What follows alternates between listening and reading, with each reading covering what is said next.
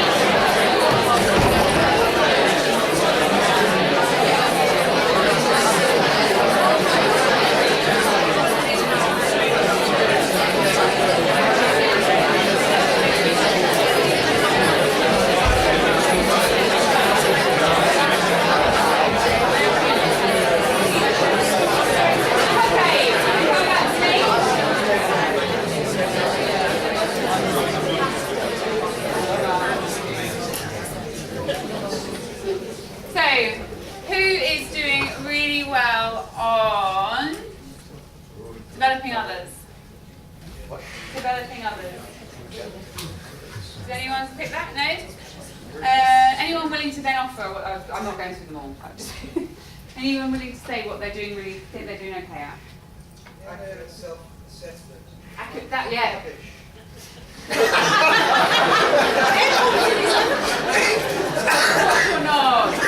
course you're not. Sure you're not rubbish at all. So that is something you must be getting used to being self-analytical. You must be reflecting and reflecting and reflecting. Yeah. Something positive is emotional self-awareness, Yeah? and then negative is developing others. Okay. Very honest. Anyone else? Self-awareness, accurate self-awareness, self-confidence, empathy and social awareness, and things outside your control that are within the school politics. So that's relationship management. Relationship management. That's an important That's on one. the- That's on the down. Things I'm good at, adaptability, and probably optimism is my less. Okay. That's really now. That's a really important. We're going to finish on optimism today. We're going to look at optimism last. Anyone else struggling with optimism at the moment?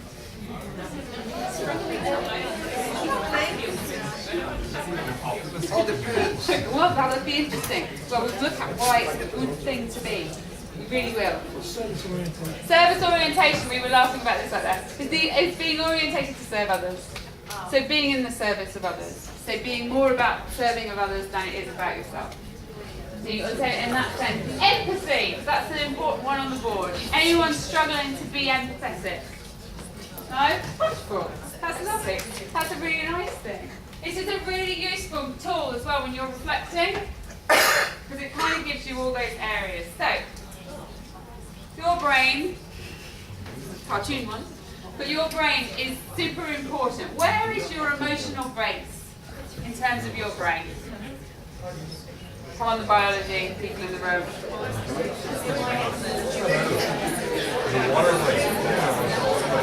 Can't hear you. Yes, your amygdala. What is the amygdala next to? Hypothalamus. Those are the important parts. And something else. It's next to something else. Hippocampus. And your memory. Your memory. So those are really. So this is also why emotions are important in learning, because it's to do with your working memory and your long-term memory. We're going to look at those. Right. So we're going to look at on this video, and this video will be on the My Module, so you can see it on there. This is about why we become self-fulfilling prophecies and why our behaviour is dictated to by our emotional perception. So, when we are born, we are created through our experiences with our values, through our experiences with our earliest caregivers, our environment, and that creates our perception. And our perception of the world is what we live in. So, we were saying before that we make things up, our imagination rules. Well, our perception is what guides that, and that's based on experiences that we have and the emotions that are around those experiences. So I've been talking about that with learning, but it's also just in general with life. So, how many of you are scared of lifts? I use it in my presentation. Yeah? Okay.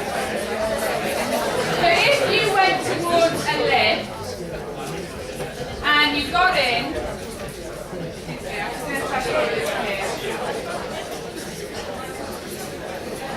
If you went towards the lift, you got in and it got stuck, how many of you would feel scared? Everyone. How many of you would be quite happy? Yeah? Quite happy? Fine, okay.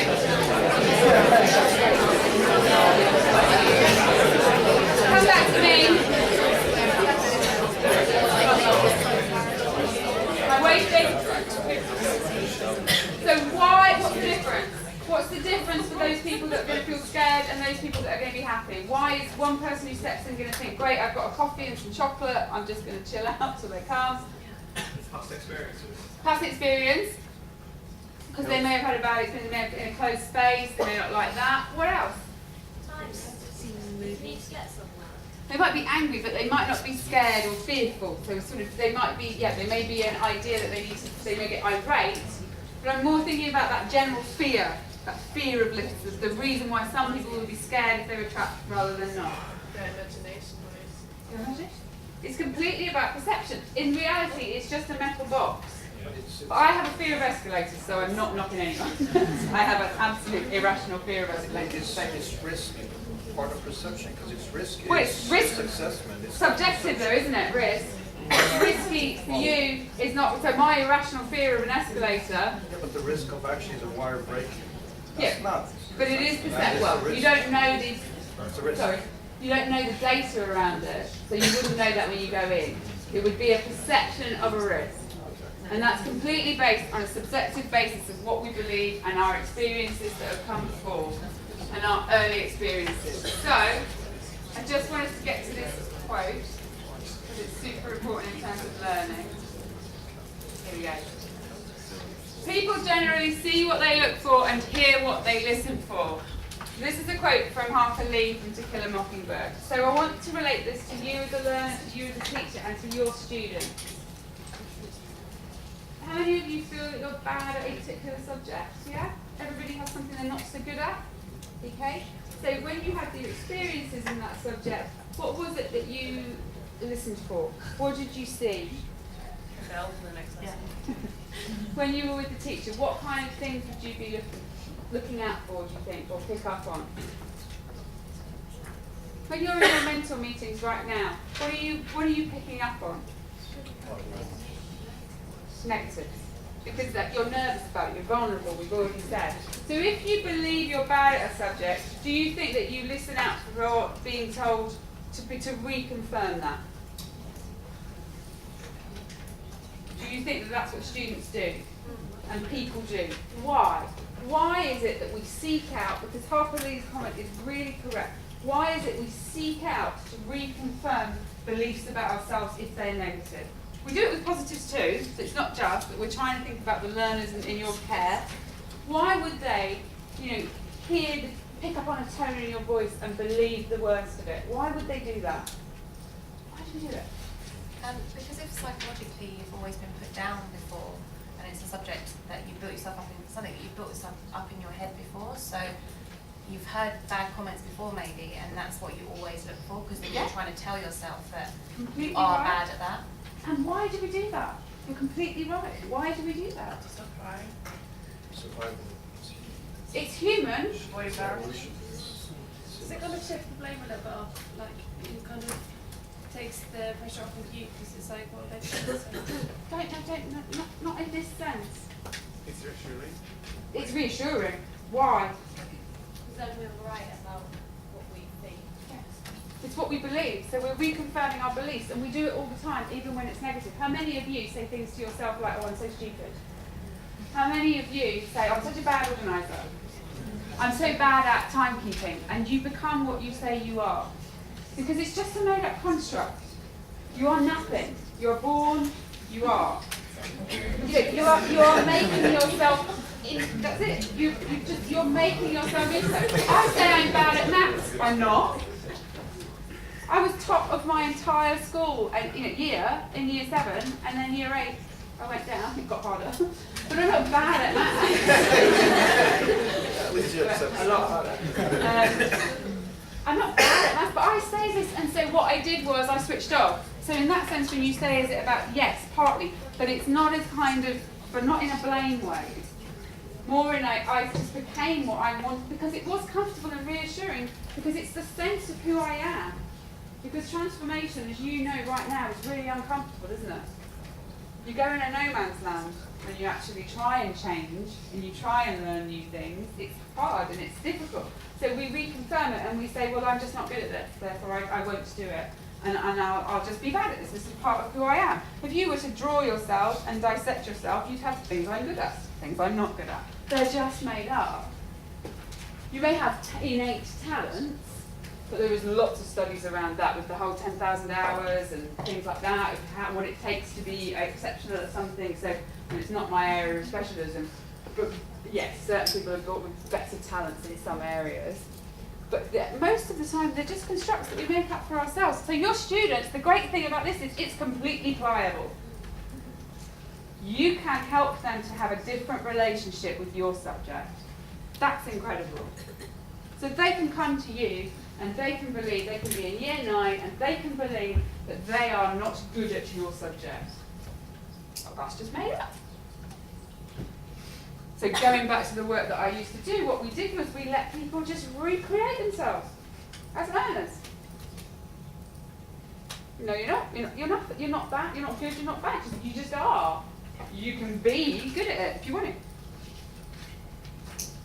So it's then thinking about the way that you phrase things, the language you use, the way that you encourage someone to start afresh in your subject. And it might not be the knowledge part, it might be as a learner. Completely as a learner that they can start, because they can come to you and they certainly can leave their identity at the door and come in and have a new identity. So you get these kids, and you must have met them already, who everybody talks about in the staff room and hates. Literally talk about them as if they are horrible. Yeah? And they hate them. I know teachers do it. They used to do it. You can, as that learner, and come to your class and not have that stigma. You can be the one that lets them start afresh. They have to change, they have to embrace being a learner in a different way, but you can help to facilitate that because it's not set in stone. And in that way you can allow someone to completely transform who they see themselves as a learner, which is an incredible gift that you've got and an opportunity. So, we're covering a huge amount of things, and I am aware of that, but I'd rather do that and give you a big overview, and if any of you want to know more, I can give you readings and things from these different subjects afterwards. So, with that same learner, we've got this learner who doesn't believe they're good at your subject or at learning. Okay? How are they likely to behave in your lesson? Horrible. Horribly. Yeah, they're just likely to behave horribly. What kind of behaviours might they exhibit? Disruptive behaviour, like walking around. Yeah, that's nice. Anything else? Arrogance. Arrogance. Just completely withdrawn. They're the hardest out of them all to be with, to actually get learning. Questions not even related to the subject. Yes, it's just questions just to wind you up. Anything else? The leader sing along. It's got a song. Singing. Oh, that's lovely. That must have been a joy. You have anger management. What other annoying behaviours have been exhibited in your classes? Now you can vent about them. I have to go to the toilet, sir. Lots of toilet breaks. There must be worse than that. Fidget tapping. I usually do that. It's when I stand up here and do that. How annoying is that? Actually giving us, tilting on the chair. Okay, so we're going to look at where these behaviours come from. Okay, first thing I'd like you to do is think about, in a school day, my group, I can't answer this. What control does the child have in school? What do they have control over? What they do. How? What do you mean by what they do? So it's like, what I mean is the way that they behave in class. Okay, they have control over how they behave in class. What else do they have control over? They react to things. Okay, so their reactions, Their thoughts. their thoughts. What about in the school day? Who they hang out with. Okay, their friendship groups, some control over that. How much they take in? Yeah, learning. I would say almost none. But they have all the things that you said they have control over their bodies and minds. In the school day, they have no control over where they go, what they wear, what they're doing, when they have lunch, when they go to break, what time they finish. They don't have any control in those ways. The only way they can exercise their control is in the learning. So that's the one thing, if I have that control, I'm going to express it.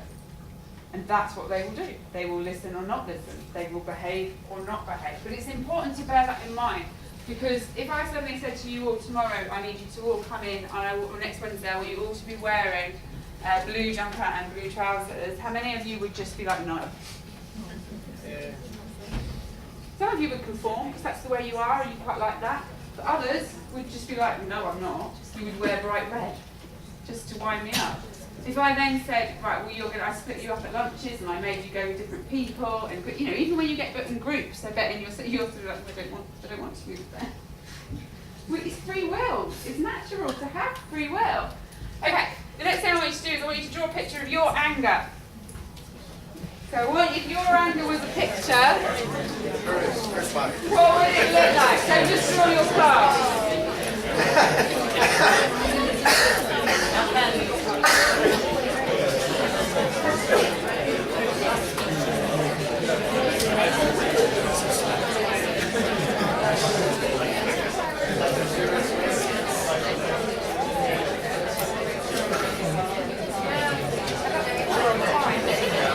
Miracle.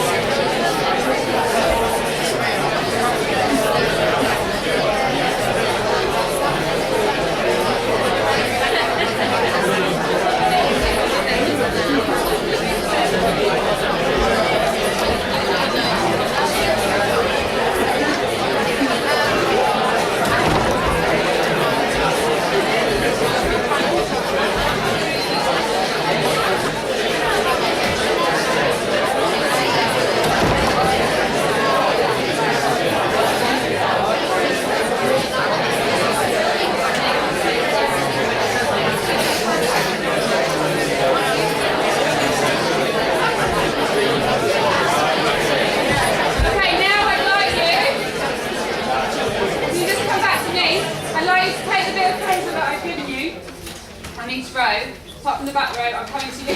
I ran out, I've got more. I'm coming to you, I'll clear the path. I'd like you to draw the outline of the body, so one of the people in your group, and then I'd like you to feed into where you feel anger in your body. So draw the outline of a body. Yeah, I have big pens, okay. Okay, up there.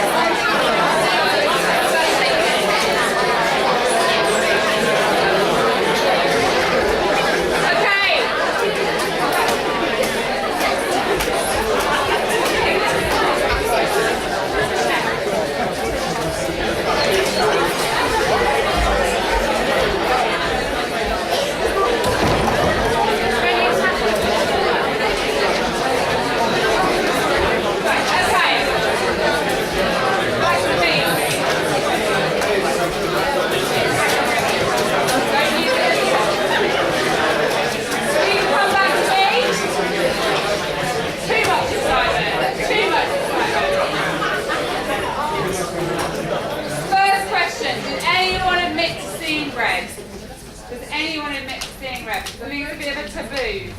Some people see red when they're angry. It's to do with blood vessels. They literally, you know, when people about seeing red? Some people do. Literally, it's to do with blood vessels, and they see everything red. Anyone else in the room a crier? Me. Shaking legs? Tense neck? Stomach? Shoulders? Anyone punch? Like to hit out? Yeah. They're really common. Anyone a runner? A walker? Drinker. I'm a That's a bad recipe. Bad recipe.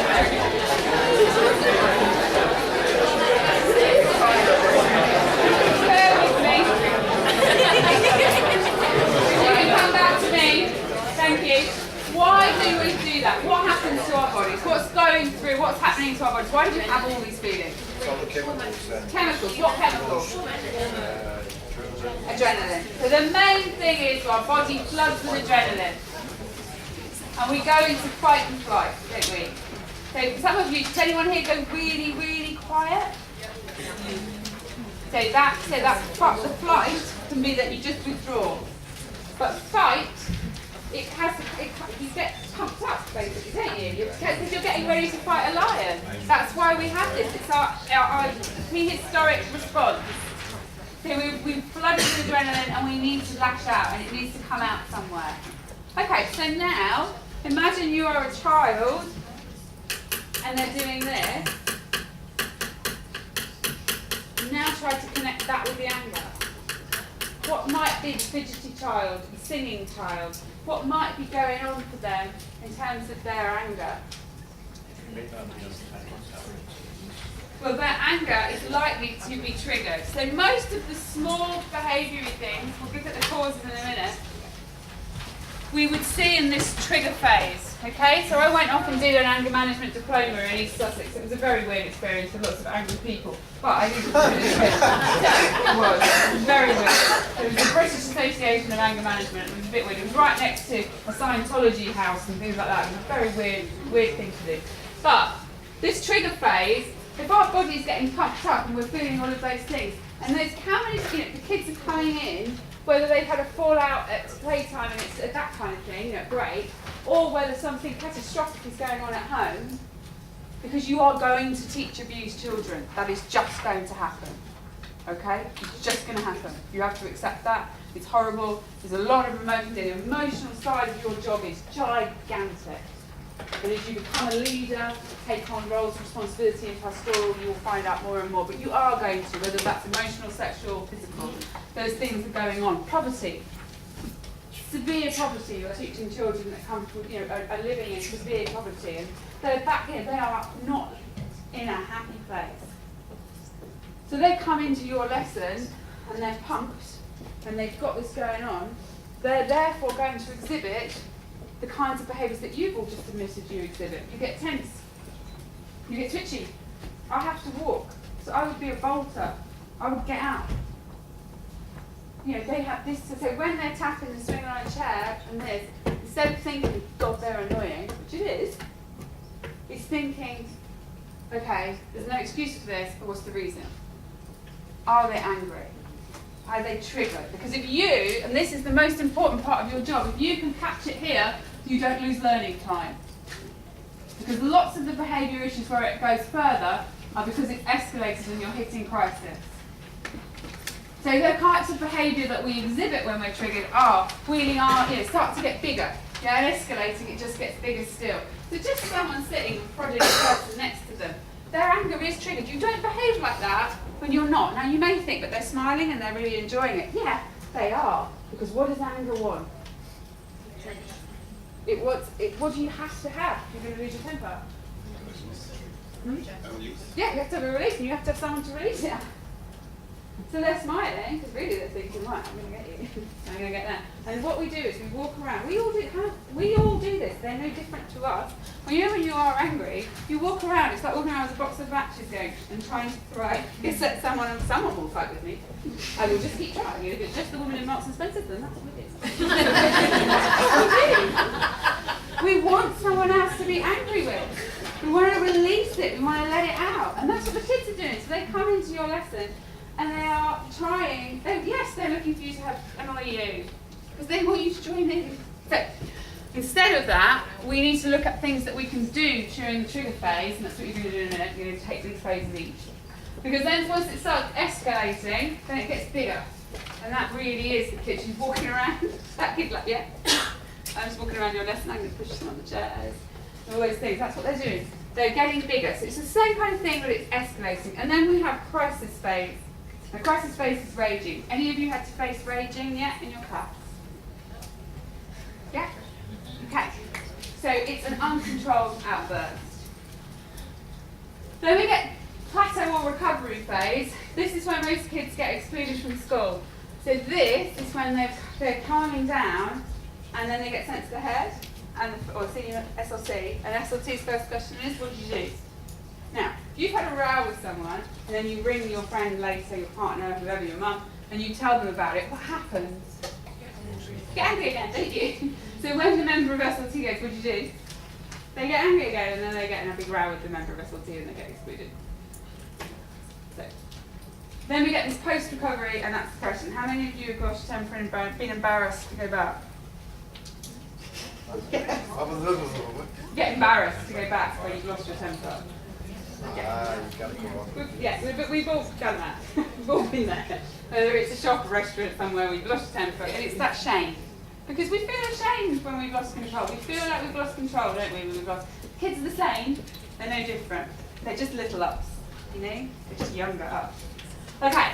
So I want you to start really quickly. I'm really going to time this because I'm aware of time. So I'm going to give you 2 minutes. I want you to write down the kind of behaviours you think you would get, and I'm going to give you a phase, depending on where you're sitting, and then what interventions you might put in place. So trigger, these 2 rows. The next 2 rows back, escalation. The next 2, crisis. De-escalation, the next 2. And then from that bit back, trigger again. So trigger, escalation, crisis, de-escalation, trigger,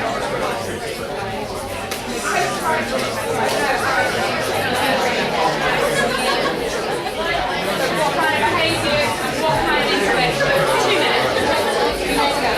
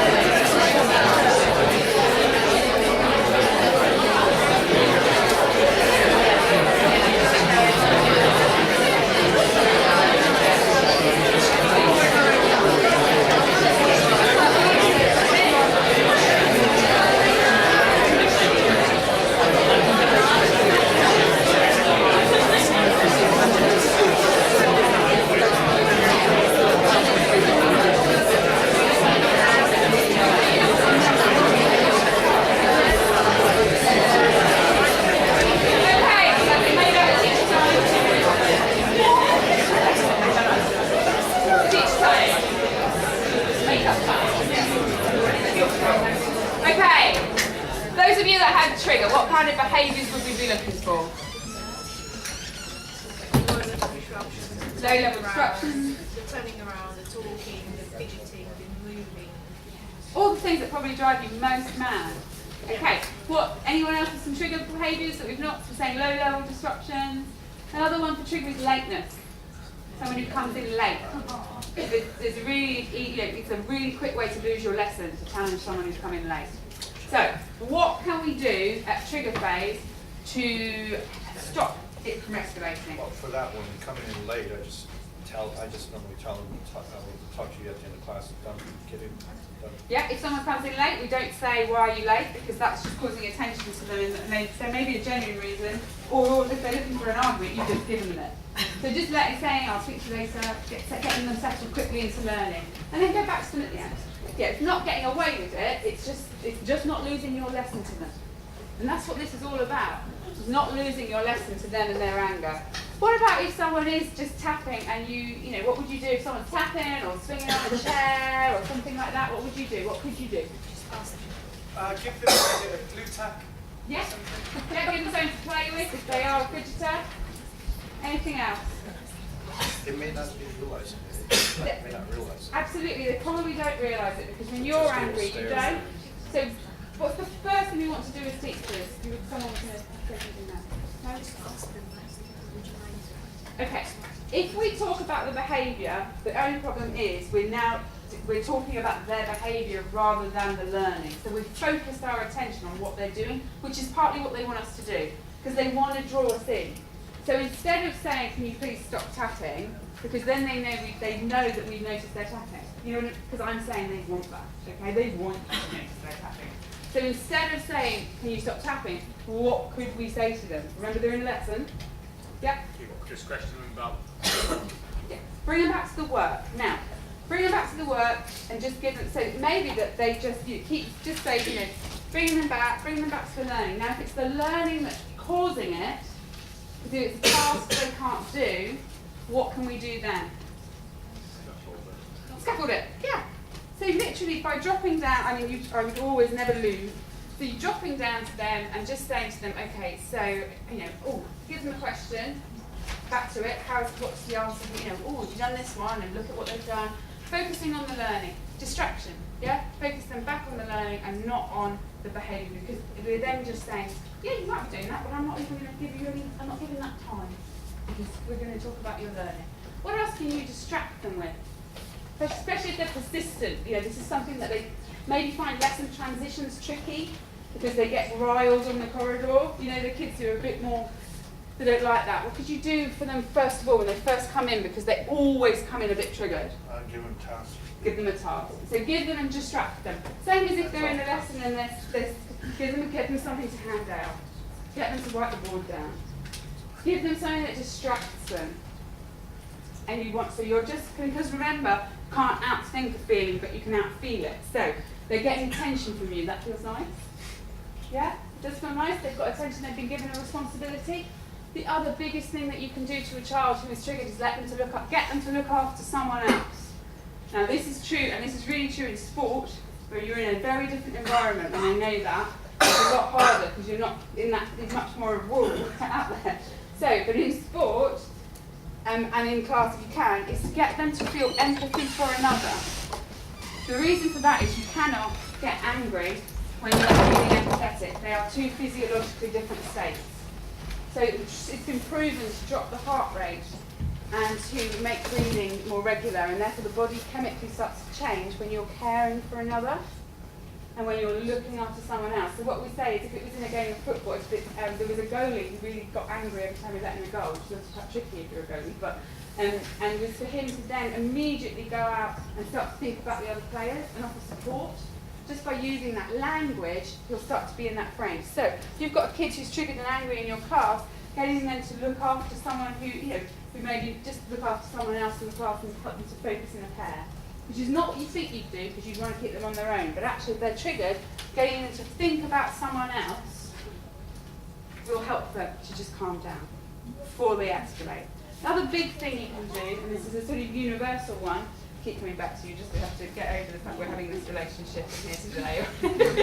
Right. So is to drop down and just say, is there anything that you need? It's not saying what's wrong, because that is crying, and teenagers really don't like intimacy, especially not from you. You know, go away, get out of my face. But if you drop down and say, is there anything that you need, you are letting that student know that that you know there's something wrong. Sometimes they'll burst into tears. and you'll know, yes, they did need something. If there was something. Sometimes they'll say, yeah, I've been given a detention, I need to ring my mum. And that's what's making them angry, they're worrying. So you can then deal with that and say, okay, well you could either, if it's possible, go and do that now, or I'll arrange for you to do that 5 minutes at the end of the lesson, or I'll come with you at the end of the lesson and we'll do it. There, I can take you back to the learning.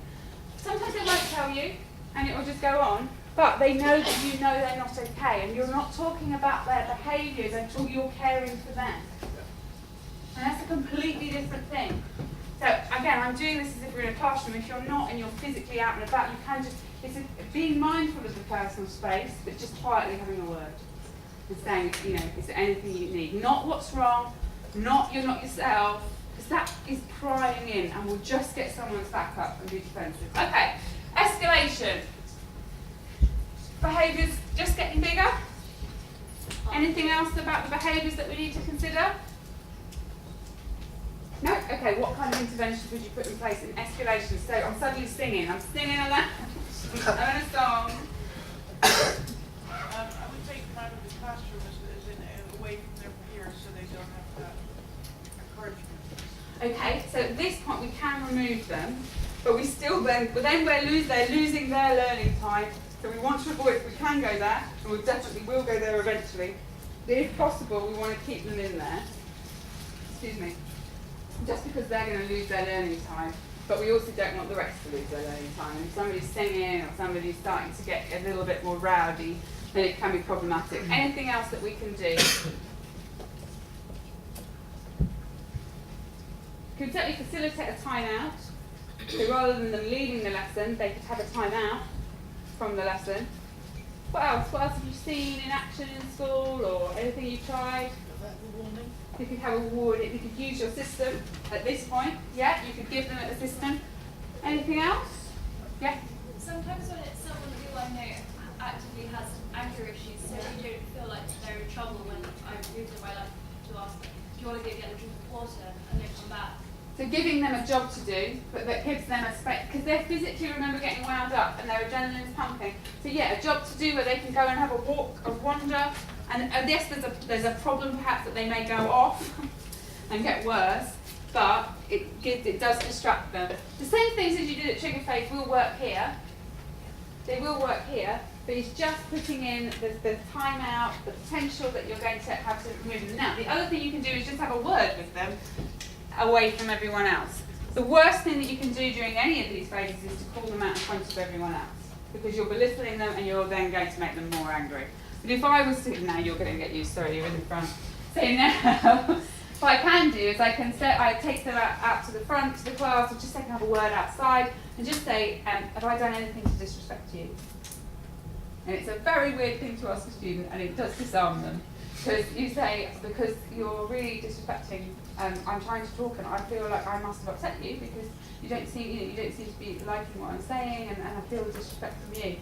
Students don't know what to say. But again, you're just acknowledging, you maybe have done something to disrespect them, that you don't know, you haven't intentionally, but it means that they are aware that you are looking at your own behaviour first, and you're owning up to the fact that you might have something to do, that it might be you, but also that it's not okay for them to carry on behaving in that way. So in an escalation as well, you would look at your normal sanctions of being in place, but you would, again, calling out kids in front of everyone else when they are angry is just going to make them more angry. You've got to be mindful of how you implement that during escalation. So, crisis. What kind of behaviours are we looking at in crisis? You're going to get slides with lots of things on, by the way. There's lots of interventions on the slides that are going to go up on my modules. Right, crisis. What kind of thing are we looking at, really? Crisis is physical contact. Yeah, sorry, I'm just going to go for it because they had that. Going nuts. Totally. What can you do then if someone's just lost it? What do people do when you lose it? Because you lose it, I lose it. If it's really bad, I think your first concern should be the other kids to make sure they're okay. You only have two things that you can do in crisis. That is to get that child away from all the other kids, or get all the other kids away from that child. You want to do the first. Can you stand up for me? First rather than the second. So, how do you get someone out of the room when they've lost it? So, physically, thing I must not do, and I've seen a teacher do this, and he was really annoying. The teacher said it was quite funny for everyone else in the staff. because he squared up to a teenager, and the